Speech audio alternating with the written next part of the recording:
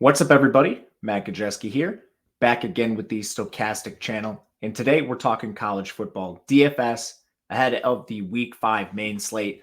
Before we get started, make sure to hit that thumbs up button, subscribe to the channel, and hit the notification bell so when this and all other content goes live. We are brought to you by Prize Picks.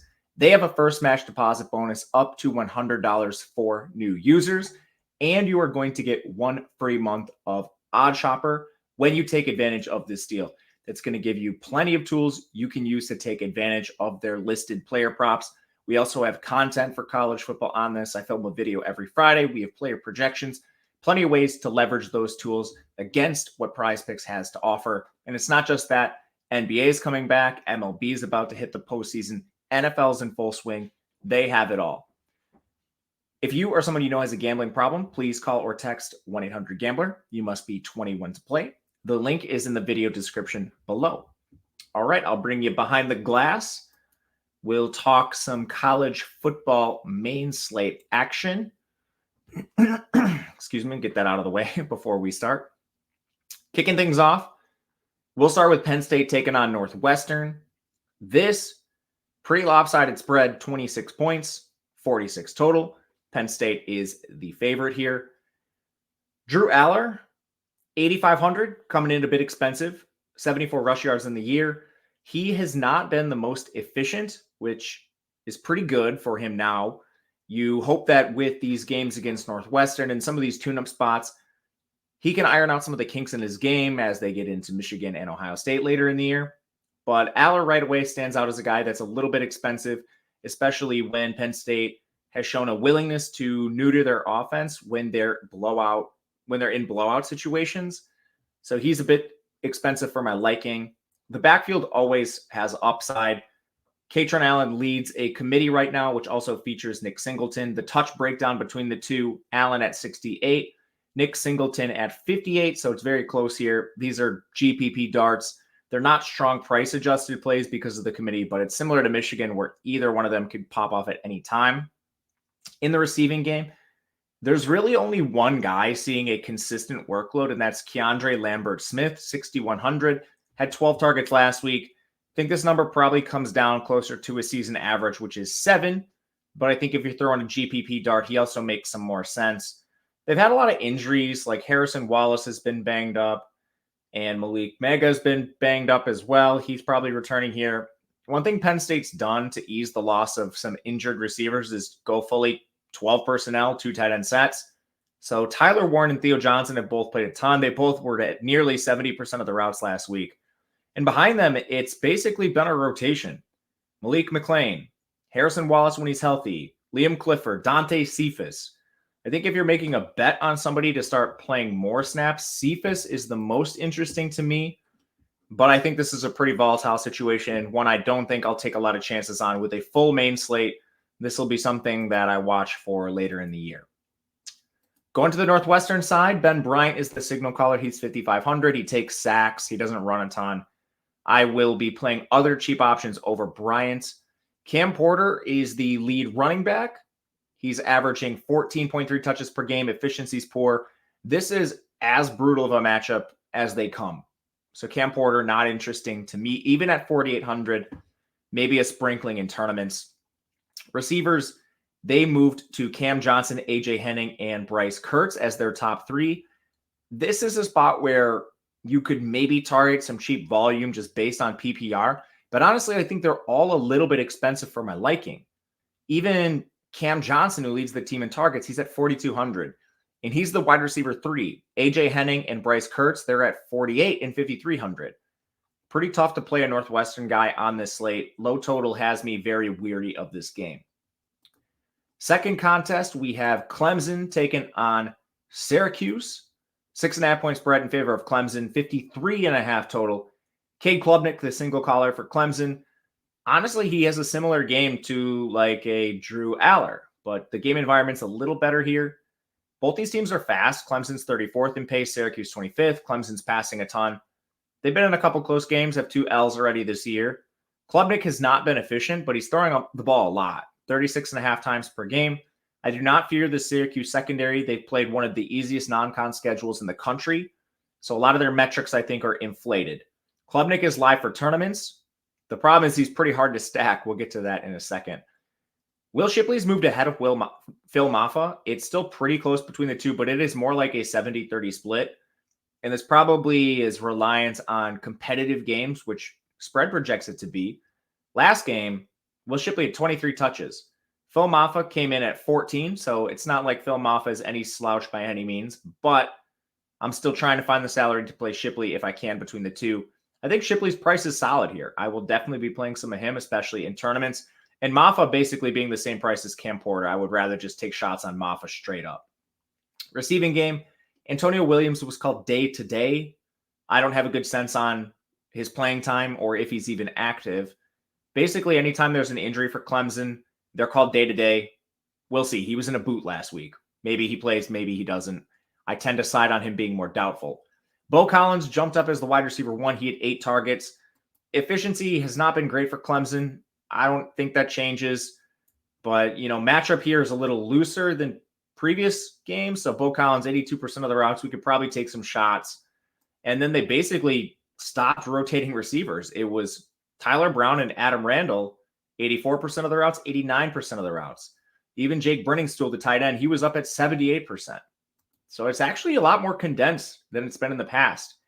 If we get Antonio Williams out again, I think you could take some shots on Adam Randall and Tyler Brown. Brown specifically had 6 targets too. He's the more interesting player to me at 4,800. Syracuse side, Garrett Schrader is a solid option. Game script doesn't matter a ton for him. They are so run heavy and he's such a big focal point in the run game. Already has 316 yards. He's going to get there a lot of times just based on his mobility. So I'm definitely not Xing Garrett Schrader. A little bit less intrigued. Clemson has a good defense, so that should be a little worrisome here. But Garrett Schrader, I still think, is live for tournaments specifically. The backfield, LaQuint Allen had a bit of an injury scare last week. He's back. He had 21 carries, 3 targets. The guy has an incredible route rate. He's up above 55%. So he's active in all game scripts. And they basically phased out Juwan Price and Ike Daniels. There's a chance he plays almost 100% of the snaps. Efficiency, probably an issue here. But LaQuint Allen, pretty good price-adjusted play. The receiving core is very banged up for Syracuse. They already lost Oronde Gadsden for the year. That was unfortunate. I think that's going to hurt them, especially in games like this. I bet Clemson. But that's not the only injury they sustained. Isaiah Jones is out now, too. So basically, their 3 wide receiver sets have been Damian Alford, Donovan Brown, and Umari Hatcher. The one wrinkle to this is Trevor Pena returned last week. He did not see a target, but his route share was around 30%. Does one of these receivers come off the field for Pena? I'm not 100% sure. I don't think Pena is some elite talent by any means. But if I were to rank these guys, I would think Umari Hatcher is the most likely to come off the field. I think Damian Alford is the safest here. Donovan Brown, the second safest. Again, I'm not in love with the Syracuse pass catchers. I'd rather target Schrader or LaQuint Allen just straight up. Florida, Kentucky, awesome real-life game. DFS is a little tricky. Both these teams are outside the top 100 in pace.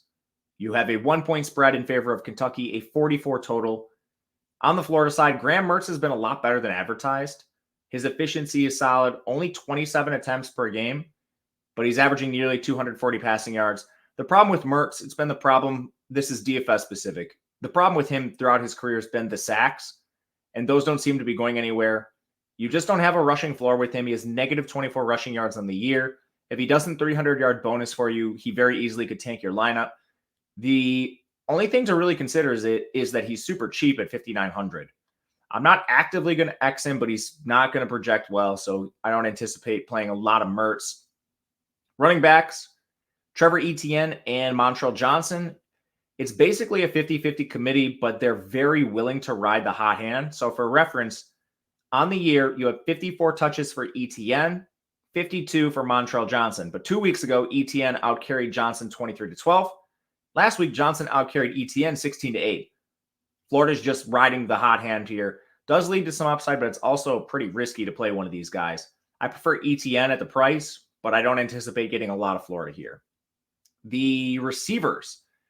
Ricky Pearsall, he's their target leader, 32% target share. After that sick catch, He's now up to 7,400. This is a pretty expensive price tag on him. FanDuel, he's a lot cheaper at 7,700. I think you can play him there, but pretty difficult to play Pearsall in this matchup. I know we're kind of talking about 3 games that don't have the best totals right out of the gate here, but it's going to get better.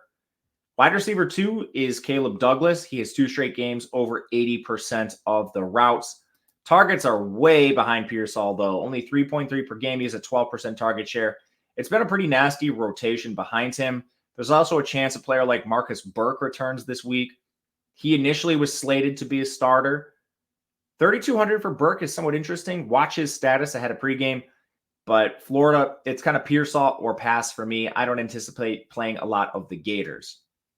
Kentucky, a lot slower than I thought they'd be, but predictably they're pass heavy. They're up at 55.5%. Devin Leary's averaging 266 yards per game on 31 attempts. He doesn't run. That's a big issue. He's basically like a fancy Graham Mertz. I like the offense a lot more. I love the weapons, but he doesn't run, which was a big difference between him and Levis. So you still need 300-yard bonuses. How often does that occur in a game with a 44 total? A question at least worth asking. I think there's better options than Leary on a 12-game slate. I am interested in playing his receivers as one-offs. The target share is pretty condensed between Berrien Brown, Dane Key, and Tavian Robinson. We should probably also include Ray Davis in this conversation, who's probably just the best straight-up play for this team. Super active in the pass game. His route rate is up near 60%, and it eclipses that in competitive games. He's averaging 15 touches per game, and this is somewhat depressed because of an easy non-conference schedule for the most part. He only had 7 carries in the last game. That likely rises here against Florida. Just should be a far more competitive game than some of the most recent contests for Kentucky. I will continue to play Ray Davis, especially at a cheaper price tag. This is very good salary for him. The game of the slate. Now we get to the good one. USC Colorado, 21.5 point spread, 74 total. Caleb Williams is exorbitantly priced, but USC has a 56.5% pass rate. They're 67th in pace. He runs. He has 71 rushing yards on the year. They will use him occasionally in designed attempts. In a competitive game last week, 7 designed attempts for Caleb Williams. He's averaging 300 yards per game on just 25 attempts. So if you think the efficiency drops, the volume should increase in more competitive games. At 10.5K, I still think Caleb Williams is in your cash lineup. It's more a product of the slate. It's loose enough where you can get him, where you don't feel bad about the concessions you made. I think Caleb Williams is still a very good price-adjusted play, given a full allotment of snaps here. And we saw what Oregon did to Colorado's defense. Williams has better weapons. Really, really hard to ignore Caleb Williams. And honestly, at 10.5K, he might not be that owned. We'll see on this. I'll watch throughout the industry, see what the consensus is, but I think Caleb Williams is a good play, even at the price.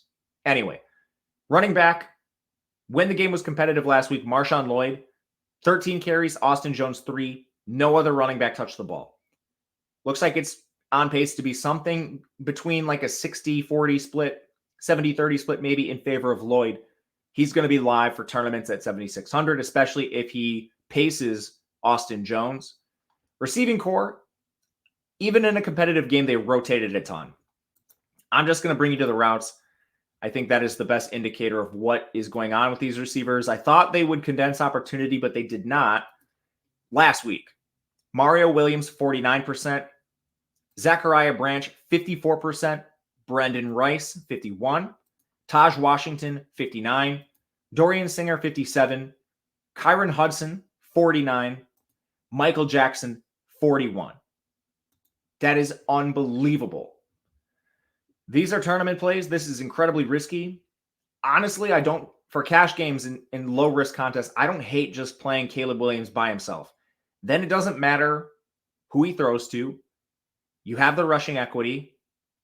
Just a very difficult situation to parse. If you force me to pick some of these receivers, I would consider going down and playing Kyron Hudson or Michael Jackson. Their route rates aren't that different than Williams, Branch, Taj, Brendan Rice, Singer. And then if you force me to go up, I think Mario Williams still probably the best play here. But man, really difficult. I think you just mix and match if you're stacking USC. Wish they were a little more condensed. For what it's worth, my projected 3 receivers at the beginning of the year were Mario Williams, Taj Washington, and Dorian Singer, with Brendan Rice also playing when they go 4 wide, which is a lot. So take that for what it's worth. I think those guys are potentially worth darts. Shedeur Sanders in Colorado, 11th in pace, 62.5% pass rate. Shedeur is unplayable at 9,500, in my opinion. His stats are inflated by TCU, Colorado State, and Nebraska, but he requires a 300-yard bonus. We've now seen the floor. He's taken 23 sacks, partially because the offensive line isn't good, but also because he has one of the longest times to throw in college football. He's not doing himself any favors. Colorado's running these long developing routes, and Shedeur has to hold the ball behind a shaky offensive line. It's a recipe for disaster for DFS. There's considerable downside at 9,500. If he takes 5 sacks, you might end up with 12 points in your lineup. For tournaments, we know the upside. Got to scramble a little bit, got to be kept clean, but he's throwing 42.5 times per game. The ceiling's there. It's just the floor is also there because of the sacks. Alton McCaskill returned to the backfield. They did not feature him. It just went full 4-way committee, and he did not have a great pass game role. That remained with Dylan Edwards. I'm not playing any Colorado backs. The receiving room is very important here. We might have some supreme values. We already lost Travis Hunter. Xavier Weaver left their last game early. If Xavier Weaver plays, it's going to be him and Jimmy Horn 100% of the snaps. And then Javon Antonio, 70% route rate. Tarvaris Dawson was at 60. They immediately inserted Antonio in as the wide receiver 3 with Dawson as the 4. They play 4 wide a ton. If Weaver misses this game, I think you see Antonio and Dawson full-time players. At their prices, 4,800, 4,600, I already have a lot of interest. If Weaver misses, they're going to be cash considerations, some of the best plays on the slate. And that doesn't even include Michael Harrison, the former walk-on tight end. His route rate has jumped above 70%. He's playable at 4,500 as well. I also think the Weaver injury would help him. They run a lot of 4 wide, but removing capable receivers should force them into more 11 personnel sets. A&M, Arkansas, 6.5 point spread in favor of A&M, 53.5 total. It's coming down largely because Connor Wegman was ruled out for the season. Max Johnson is a roller coaster. He has a little mobility. He also takes a ton of sacks. His pocket awareness is not good. We have a long sample with Johnson. I don't know. He'll run a little bit. He'll take sacks, makes volatile run game numbers. He also will throw the ball around. He has more turnover-worthy plays than big-time throws. I hesitate to play him here at 8,200. I think it's a bit expensive for a quarterback of his caliber. Wegman wasn't all that more expensive to begin with. I think there's a pretty big talent drop-off. So I will be passing on Max Johnson. The backfield was still a 3-way committee, but Le'Veon Moss had 16 carries. Pretty good role for him. He's not the most active pass catcher. He only has 1 target on the year, so you're still dealing with a limited player. Reuben Owens and Amari Daniels are factors. Even with Moss's 16 carries, Amari Daniels 5, Reuben Owens 7. Tough to get to. Receiving game, I think your top 3 is going to be Evan Stewart, Aeneas Smith, and Noah Thomas. Thomas is expected to return here. Thought there might be a little bit of a battle between Ja'Day Walker and Thomas, but Ja'Day Walker got hurt in their last game. I don't know how healthy he'll be here, which to me suggests that Thomas should come right back into the lineup. Stewart and Aeneas Smith are locked into their target shares right now. I have no issues playing them, especially Smith at 5,200.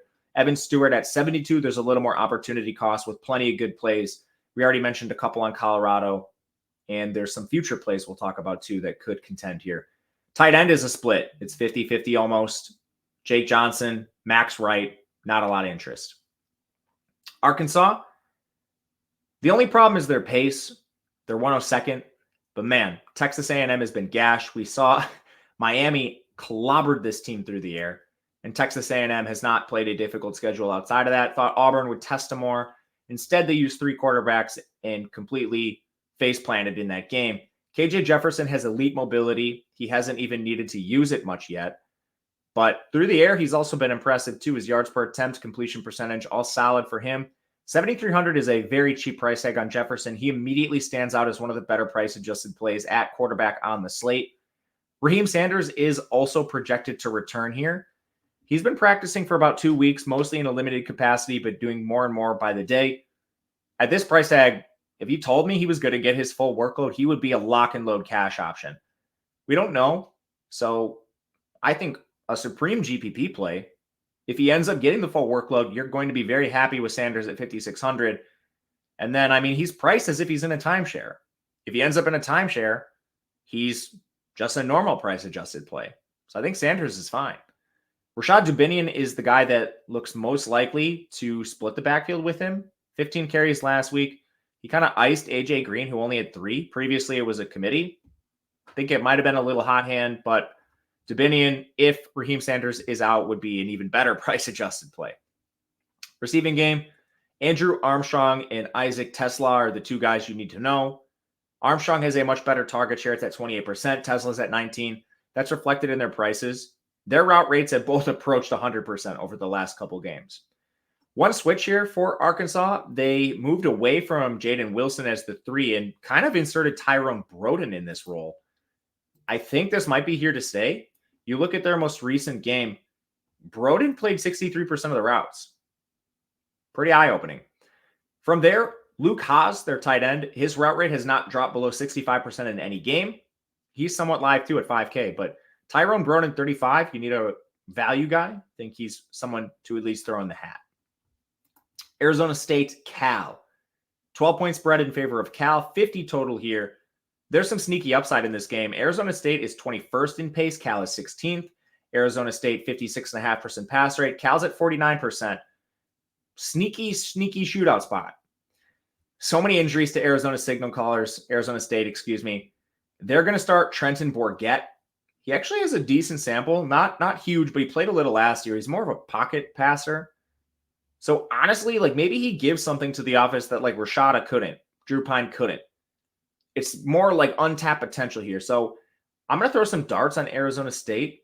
I think this is a spot where you could maybe look to Bourguet at 4,800, just sheer value here, save some salary. And his receivers are awesome. I still like Elijah Badger and Xavier Gulleroy. They're cheap and you can get some pretty good targets here. Badger is averaging 7.8 per game. Gulleroy 6.5. Even if you want to go down to like the wide receiver 3, Giovanni Sanders, he's 3,800. Their tight end, Jalen Conyers, he's 4K. He had 7 targets last week, and he actually carries a little bit. He's got a really weird role. The backfield, DeCarlos Brooks is questionable. I think he sits again. Last week, we had Cam Skatibo get 20 carries and 4 targets without DeCarlos Brooks. Watch for late news throughout the week, but Cam Skatibo would be a pretty good play here. Only concern is 12-point underdogs. Cal's defense has been decent. On the Cal side, they listed Ben Finley and Sam Jackson as co-starters. I think you see both in this game. Renders them both unplayable unless we break news here that Finley or Jackson starts and projects to play all the game. Can't play these guys. However, you can play Jaden Ott. He's 8,100, which is an issue. He's cost prohibitive. But again, I don't think the slate's particularly tight priced. You can play a couple of these value guys we already mentioned who I think are actually decent values. Ott should be a contrarian play, and I think he's a pretty good one at that. When he has this full role, you're going to see him up above 50% of the routes. We know he carries the ball as much as humanly possible. Isaiah Ifans is pretty good as a backup, so maybe they limit Ott a little more. He's already missed a game with injury. I'm not sure. But for tournaments, I think Ott's fine. Receiving game, no issues playing one-offs with Cal. You don't have to stack this team, but you can definitely get to one-offs. Taj Davis is questionable. If anything, his absence could solidify a receiving core here. What we do know is that Jeremiah Hunter is the wide receiver 1, and he's 5,900. This is a very good price tag for a team that plays extremely fast. Tron Grizel actually led the team in routes last week. 73% for Grizel. To be honest, he tied Jack Endries, but among receivers, he led the group. So that's noteworthy to me.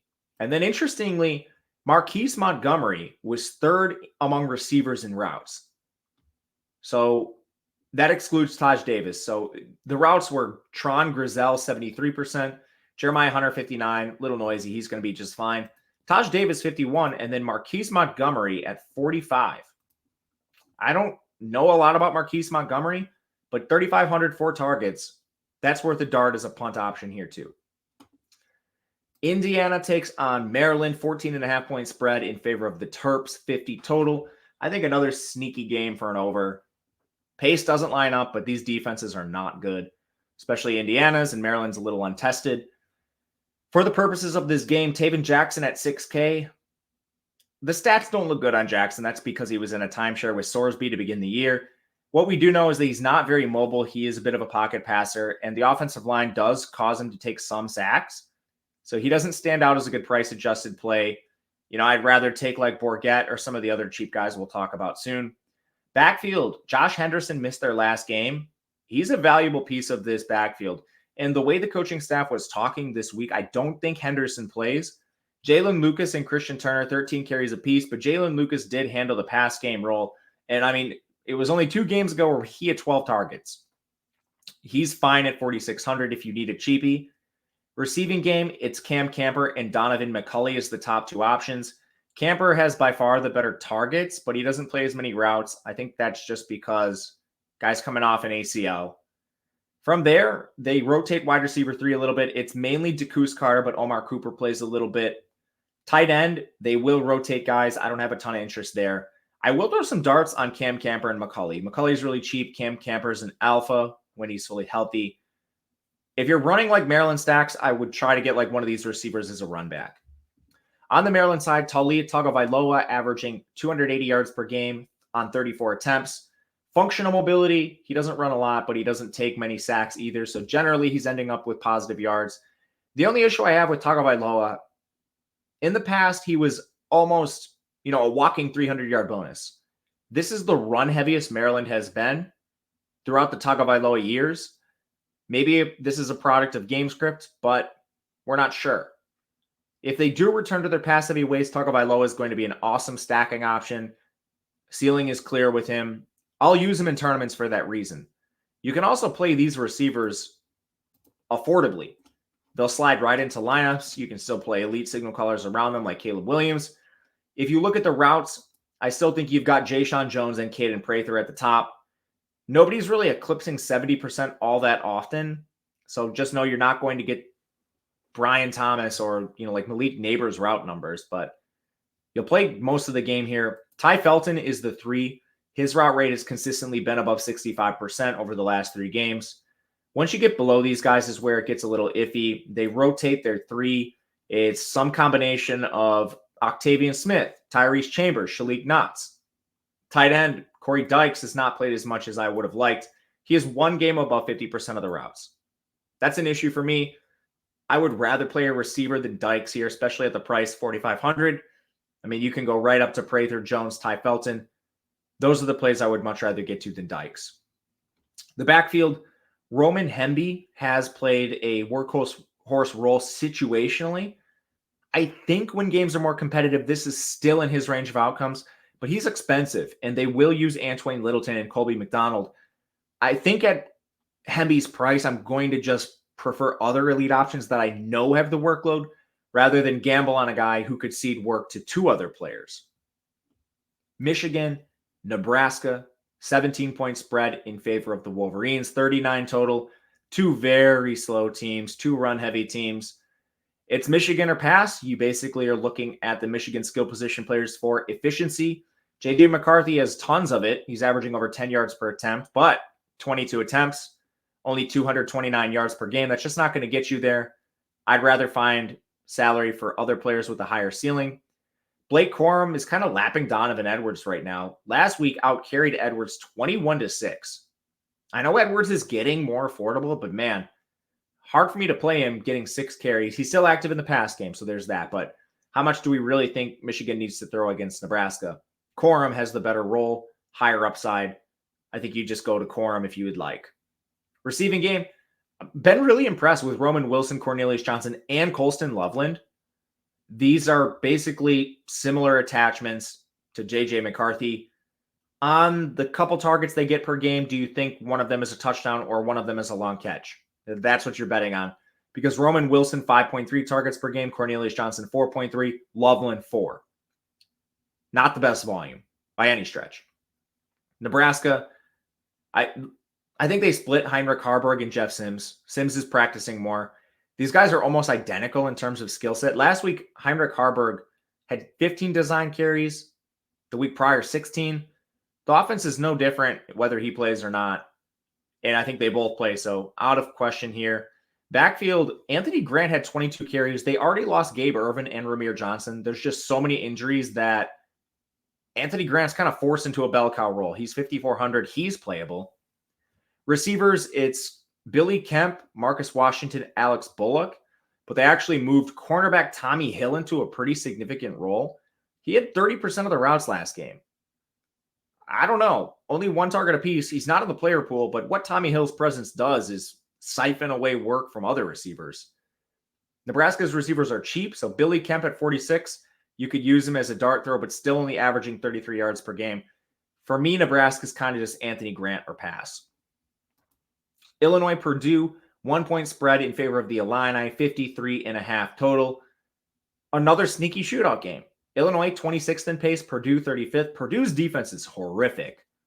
And you have two pass-heavy teams. Illinois, 53%. I think they'd like to bring that down, but they've been clobbered a couple times. Purdue's at 52.5%. Graham Harrell's their OC. So, I mean, this is air raid ties to the offense. Altmaier has played well for the most part, except the Penn State game. So the 5 interceptions there, he actually has more turnover-worthy plays than interceptions. Or excuse me, he has more interceptions than turnover-worthy plays, so his receivers need to do him some favors here. Altmaier's mobile, and he's throwing 29.5 times per game. He got benched in the game, so this number should be higher. Altmaier at 5,700 is not a bad play. And to the point on Caleb Williams, I think there's 3 or 4 guys in the 6K range, the 5K range, where you can play to get up to them, and you don't feel bad about your lineup. Like if you do Altmaier, Caleb Williams, I have no issues with that. Anyway, his stacking options are pretty consistent here. Isaiah Williams and Pat Bryant are the top 2. Isaiah Williams being cheaper is surprising to me. He has 39 targets to Pat Bryant's 20. I think this is a pretty easy click. Backfield's a committee. Reggie Love, Josh McCray. I have no interest there. But again, to sum up Illinois, I think this is a solid GPP team. Hudson Card occupies a similar but slightly more expensive role to Luke Altmaier. Also somewhat mobile, but he's throwing 37 times per game, 256 yards. There's very clear upside with Card, and I have no issues if your lineup is Card Caleb Williams, something like that. And I mean, there's constructions where you like game stack this game, sneaky game stack because of the pace. Maybe you go Altmaier, Card, and you load up on studs at other positions. I don't know. There's a lot of ways to play this slate, which is the reason I really like it. Running back has devolved into a 3-way committee. Devin Maccabee's been benched effectively. Tyrone Tracy's outcarried him, or he outcarried him last week. He's outtouched him in 2 straight games. Tracy's a former receiver, so the pass catching role's always been there. Now we're getting carries. Not to mention Dylan Downing outcarried Devin Maccabee. This is a disaster for DFS, but make sure you're just not clicking Maccabee's name based on your priors. Receiving game, Deion Burks and Abdur Rahman Yassin remain in play in the mid 5Ks. Route rate for these guys are nearly 100%. Burks, he has 21 targets over the last 2 weeks, and Rahman Yassin has 23. These are very easy clicks if you're playing this game. Max Clare and TJ Sheffield, tight end and wide receiver 3.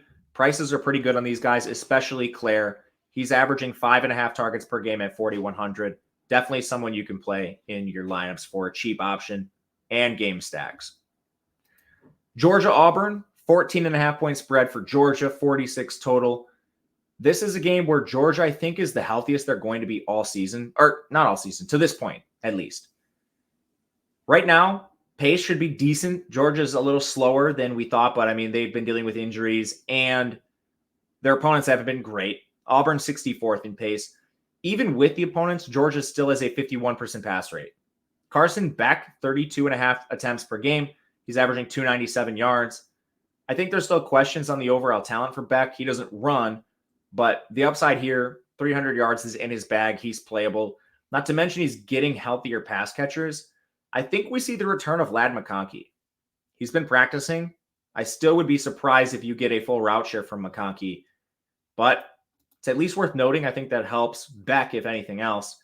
And we had Georgia in a semi-competitive game already this year, 2 weeks ago. In that game, Brock Bowers had a 97% route share. Dominic Lovett, 76%. Marcus Rosemy, Jack Saint, 71%. Dylan Bell, 63. And then guys like Arian Smith, Delp, the tight end, Ra Thomas, their routes plummeted. So I think that's noteworthy. We at least have one game against South Carolina where we saw what Georgia plans to do. The only wrinkle here is if Ladd McConkey plays, I think that probably siphons off some routes from Marcus Rosemy-Jacksaint. I don't think Bowers or Lovett are affected. Maybe Dylan Bell is more affected than Marcus Rosemy-Jacksaint. Honestly, I think they probably just moved to a three-way rotation between the three. But all this to say, I love the prices on Lovett and Bowers. Going to be playing a lot of those guys in tournaments, especially with Georgia still coming in implied team total above 30 points. Auburn's using multiple signal callers. Don't mess with them. The backfield is more interesting now that Damari Alston got hurt. Sorry, Damari. Never wish for injuries, but it narrows things for DFS a little bit. Brian Battie is a little scat back. Interestingly, he still was only one carry behind Jarquez Hunter. So this isn't a lock and load situation on either of these guys, but at least more interested in Hunter than I previously was. The receiving room is a mess for Auburn. I won't spend too much time here, but just to give you a little glimpse at the receivers. Last week, Jay Fair, 73% of the routes. He's the most likely to succeed. Tight end Rivaldo Fairweather was at 79%, but his target rate's not great. Shane Hooks, 58%. Jarvaris Johnson, 39%. Malcolm Johnson, 39%. It gets worse from there. I don't think we need more time. Don't stack Auburn's receivers and their quarterbacks. I'm probably avoiding the team altogether. Kansas, Texas, I think the second best game for DFS on the slate behind USC Colorado. 61 total, 16.5 point spread in favor of Texas. Kansas is slow and run heavy, but their offense is explosive. Texas has shown cracks at times, played down to their competition a little bit, but still a very good team. Kansas, Jalen Daniels, good mobility. The guy's efficient as a passer. Texas is going to coax that out of you. I think you can play him at 7,800. It's a price tag I like. I was worried he would be like 8,500, 8,800, but they brought him down, and that makes him playable, especially game stack, stuff like that. Devin Neal handles more work when these games are competitive. 17 carries in back-to-back games. His route share is awesome. It's nearly 50% on the year. I think Neal is still fine at 6K. And then the receivers are very clear here. Top three, Lawrence Arnold, Quentin Skinner, Luke Grimm. I think Luke Grimm is very clearly the wide receiver 2. I like his price tag most of the three at 5,100. He's been growing back into his role after he sustained an injury very early in the year. Rotate tight ends a little bit, but Mason Fairchild leads a committee, which also involves Jared Casey. Texas, I want pieces of Texas. Nearly a 40-point implied team total, 47% pass rate. Quinn Ewers is 8,700, which is pretty efficient in my opinion. Rush yards, he's not going to give you many, but he's also not taking the same amount of sacks as last year. Offensive line has kept him upright. He's live for a 300-yard bonus, especially when they're implied for 40 points. Stacking him is very easy. They do not rotate receivers. I thought they might. They haven't. It's Xavier Worthy, it's A.D. Mitchell, and it's Jordan Whittington. Tight end, Jatavian Sanders. Those are your guys. The best price-adjusted play is Jatavian Sanders. It's not particularly close, but any of the four are live for tournaments.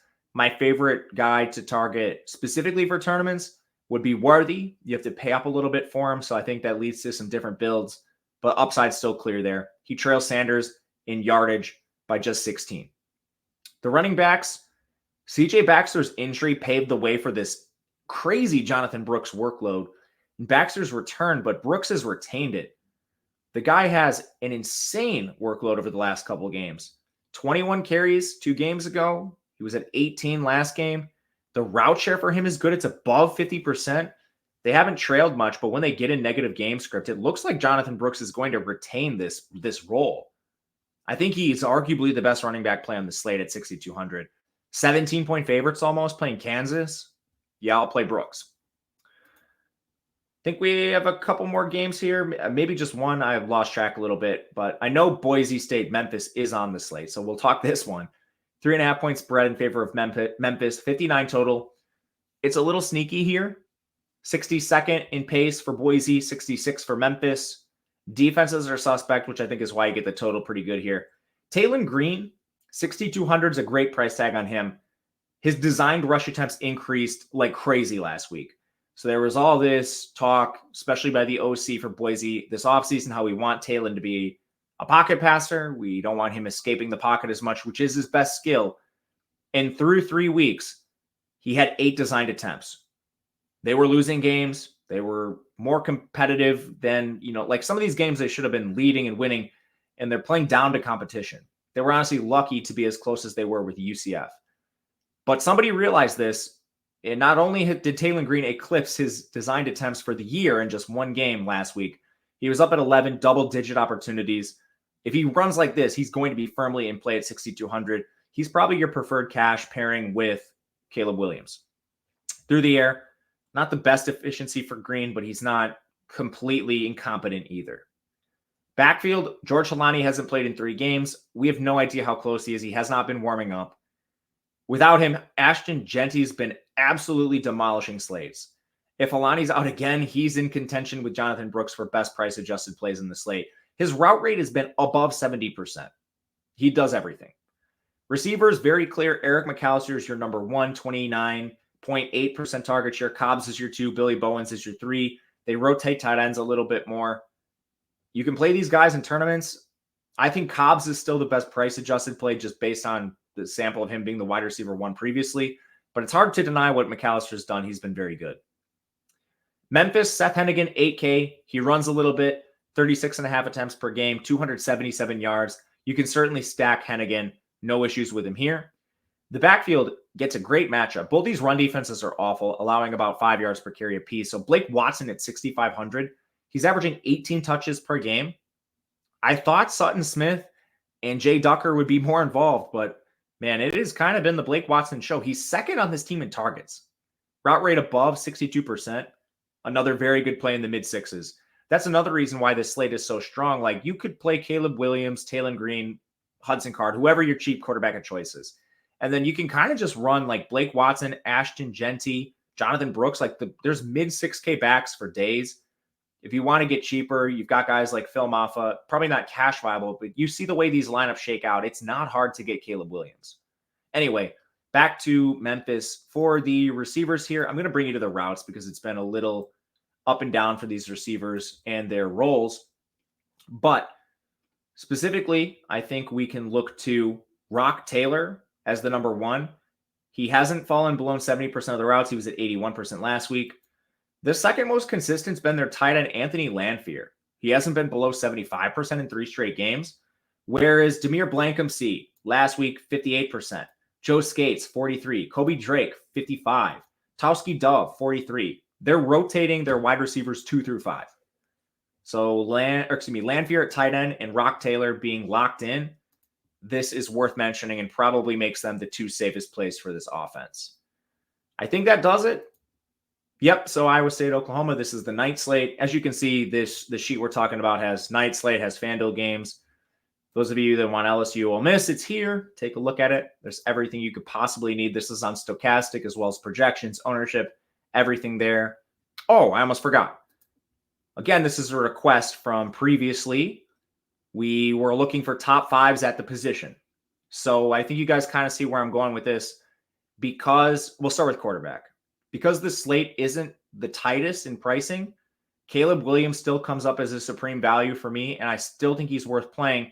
And a lot of that because it's not just you have like one cheap option. Last week, it was Tom Castellanos. You have like 4 this week.